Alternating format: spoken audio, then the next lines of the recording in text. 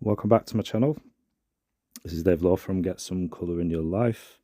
This video I'm going to be doing this painting in my Bockingford. I did actually think it was cold press paper, but it's hot press. So I was wondering why it was quite smooth, the paper. And I know sometimes these sketch pads are usually a little bit smoother than if you get sheets of paper. So I was a little bit confused by this, and it was only afterwards when I saw the pad and actually looked at it, I thought, oh, it is smooth. So that sort of answered those questions for me. So I'm going to go and do a simple landscape. I was kind of struggling for any thoughts, any inspiration for this one. So I really, with it being a sketch pad as well, there was no sort of pressure, and I was just relaxed and just wanted to see what I could just come up with. And so I wanted to start off with a nice sky with a few clouds, and you can see I just popped that in with my 1-inch Hake brush. So I will be doing quite a bit of this painting with the Hake brush, just to keep things nice and loose and easy and sort of free. Like I said, I didn't really have any ideas, and I just wanted to see what would happen and just try and have fun and like a loose exercise. But I will be showing you how I scrape rocks or scrape into sort of mountains. So that'll be I'll show you a really nice way of doing that.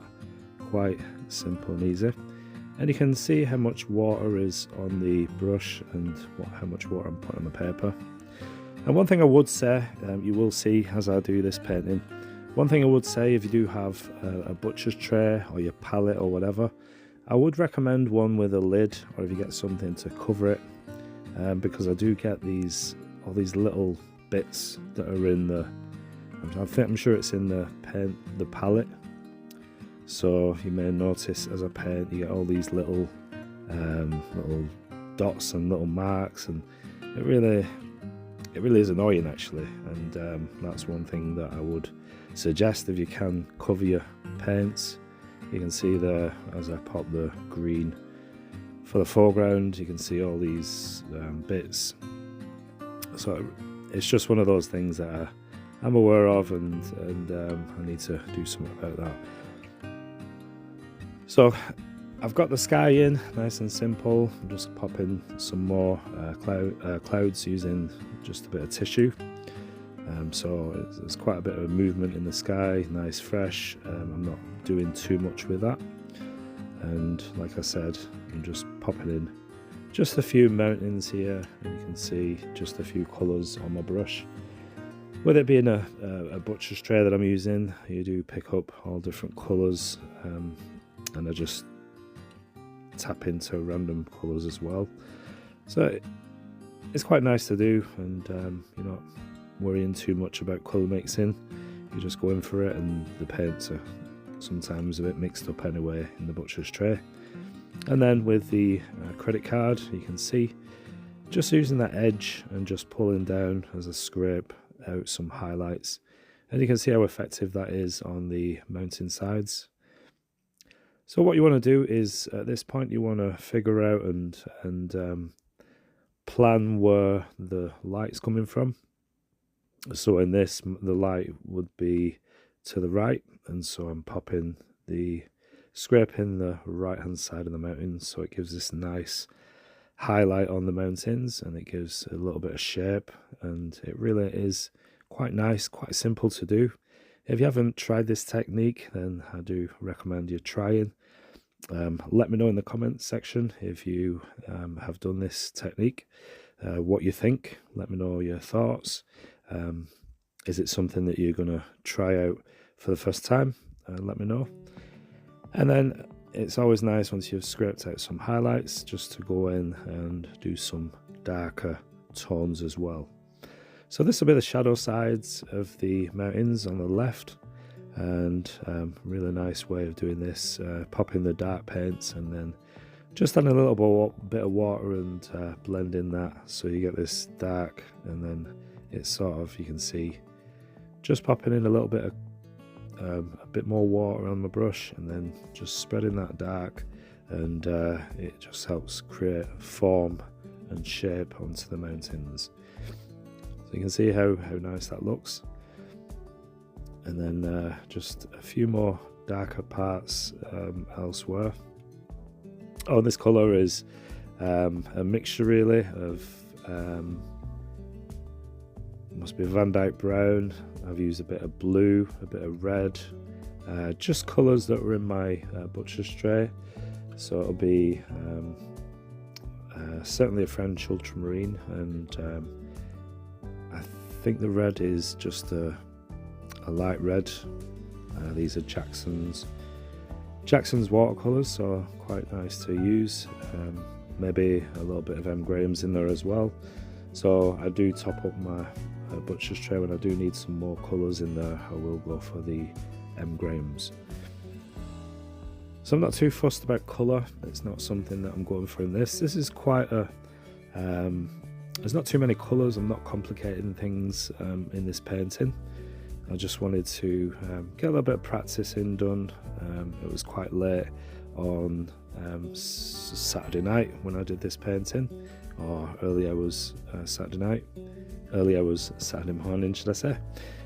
So I was quite tired at this point. So I wanted to just put down some paint and see where things go. And then just using smaller brushes now for some smaller, finer details. You can see just popping in a little tree line here, and I'm using the side of my brush. This is just a small round Da Vinci round brush, just to get the shapes of trees. And you just want to be careful that you don't get too uniform in each tree, that you can see. But then I will go in and sort of scruff these up a little bit, make them a bit more just a bit more like a woodland.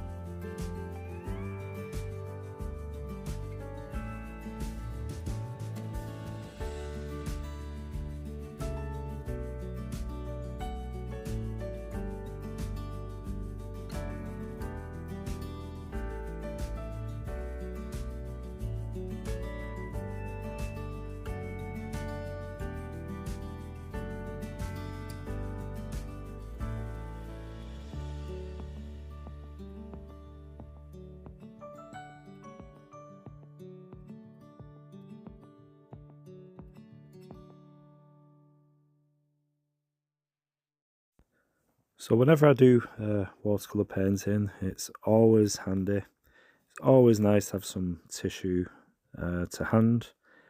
Sometimes I start my painting and I've forgotten to have my tissue, end up sort of running around last minute trying to get a little detail lifted or taken out, and you end up rushing around like a madman trying to get that in time. So it's nice to have tissue by your paint. And then I'm just returning now to the hair brush, just dabbing in little bits of colour and sort of grounding those trees so they're not just sticks floating. A little bit more darker detail now on the mountains, some more darker, richer tones. And that's pretty much it for this painting. There's not really much else I want to do. So it's just touching up here and there. Like I said, quite a nice simple one. Please do leave me a comment in the comment section. If you do like this video, then please give me a thumbs up. I do appreciate that. It really does help the algorithm, help my channel to grow. So it does feed out to more people the more interaction I get. So if you would be too kind. That's pretty much just with a liner brush now, or rigger brush, just like I said, scruffing up some of those trees so they're not too uniform or not too perfect. You want it as organic as possible. I think that's the word I was looking for earlier. So you want it quite organic, you want it looking quite natural. And I think I'll just need to add a little bit of yellow ochre perhaps to the grass in the bottom part of the painting, so I will do that after I just fix some of these trees and just add a little bits more details. Like I said, I don't want to add too many details.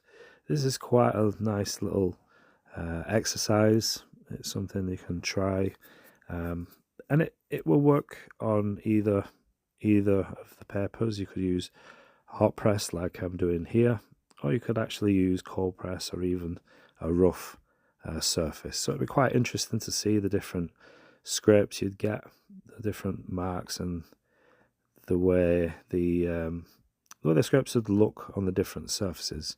So maybe it's something you can try out, give it a go, and if you do, then let me know how you get on.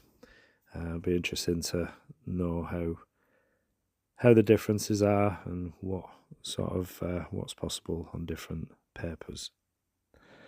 So that's pretty much it for this week. I didn't want to add plenty of detail, but you can see just a little bit of yellow ochre now, just to give a little bit more colour to that. But I wanted to keep the paints quite subtle, quite muted. But let me know what you think. Thanks for watching, and I'll see you again in the next video.